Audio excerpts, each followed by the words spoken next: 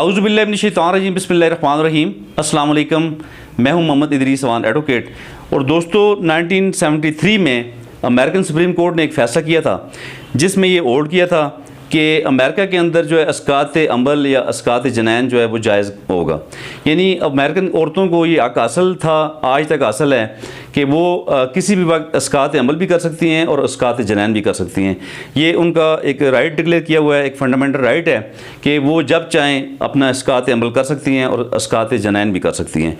तो बहरहाल ये मुझे जान के, ये सुन के काफ़ी अजीब लगा बहसीत कानूनदान और बहसीत ह्यूमन राइट्स एक्टिविस्ट के कि अमेरिका जैसे मुल्क में जहाँ पे ह्यूमन राइट्स की बात की जाती है, जो कि एक ह्यूमन राइट्स का ठेकेदार है, सही मानों में वो ह्यूमन राइट्स के कवानीन पे बात कर रहे होते हैं, और अमेरिका जैसे मुल्क में जो है अस्कात अमल और अस्कात जनैन जो है बिल्कुल जायज़ हैं।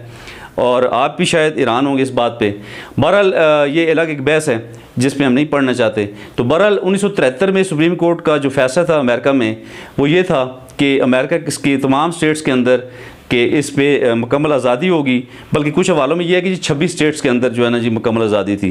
बहरहाल मैक्सिमम अमेरिका में उस फैसले को पासदारी की जा रही थी। और बहरहाल इस पे अभी हाल ही में पिछले चंद दिनों में अमेरिकन जो सुप्रीम कोर्ट है, इस पे जो 9 जजेस का जो बेंच है जो इस पे मज़ीद इसी केस पे फैसला करने जा रहा है, और ये मुतवक्किल ये फैसला जून के एंड में शायद आ जाए या जुलाई के स्टार्ट में। तो बहरहाल इस फैसले की कुछ डॉक्यूमेंट्स लीक हो चुके हैं, कुछ डॉक्यूमेंट्स जो है ना जी पब्लिक हो चुके हैं, जिस पे काफ़ी ज़्यादा इस वक्त तशवीश हो रही है, काफ़ी ज़्यादा इस पर एहतजाज भी हो रहा है, काफ़ी इस पर बातचीत हो रही है, और इस पर अमेरिकन जो मीडिया है वो इस पर काफ़ी रिपोर्ट कर रहा है। तो बहरहाल इस पर यह बहस छिड़ी हुई है कि कुछ जजेस इन 9 जजेस में से 5 जजेस ये फैसला करने जा रहे हैं। उनका ये ओपिनियन है कि इस फैसले को ख़त्म किया जाए, इसे मॉडिफाई किया जाए, और इस जो अस्कात अमल और अस्कात जनैन है इस पर पाबंदी होनी चाहिए, या कुछ कंडीशन रखी जाए, किसी हद तक इस पर अलाउ किया जाए। ज़्यादा इस पर पाबंदी लगने का चांस है, तो इस पर काफ़ी ज़्यादा इस पर बातचीत हो रही है। चूँकि जब भी इलेक्शन वहाँ पे होता है सदारत का, तो उस वक्त भी ये नारा लगाया जाता है, अस्कात अमल और जनैन की बात उस वक्त भी डिस्कस की जाती है कैंपेन के दौरान। तो बहरहाल ये बहुत अहम फैसला इस पर होने जा रहा है, इस पर बहुत अहम फैसला होल्ड होगा, बहुत अहम इस पर वर्डिक्ट आएगा कि क्या इस पर आइंदा के लिए भी इसे अलाउ रखा जाएगा या इस पर पाबंदी लग जाएगी। तो बहरहाल अगर हम दीन इस्लाम की बात करें, इस्लामी मुल्कों की बात करें और अपने पाकिस्तान इस्लामी जमहूरियत पाकिस्तान की बात करें, तो हम बड़े खुशकिस्मत हैं इस हवाले से कि हमारे पास बहुत जामे लॉ है, और अल्हम्दुलिल्लाह इस्लामिक अम्ब्रेला के नीचे तमाम हमारे लॉज मौजूद हैं, और इसमें अस्कात अमल और अस्कात जनैन की सज़ाएँ रखी गई हैं।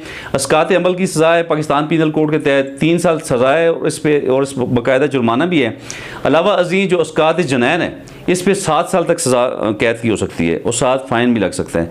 तो बहरहाल हम खुशकिस्मत इस वाले से कि हम अल्हम्दुलिल्लाह काफ़ी हमारे पास अच्छे लॉज हैं, उस पर हमारी काफ़ी ह्यूमन राइट्स की प्रोटेक्शन की बातें हमारे मुल्क में होती हैं, उस पर अमलदारी भी होती है। तो बहरहाल हम ये देखते हैं और उम्मीद करते हैं कि अमेरिकन जो सुप्रीम कोर्ट है वो एक अच्छा फ़ैसला देगी। अगर इस पिछले 50 साल से चलने वाले फ़ैसले को, जिस पे पिछले 50 सालों से अमल हो रहा है, उसे अच्छे अंदाज में इंशाल्लाह मॉडिफाई करेगी।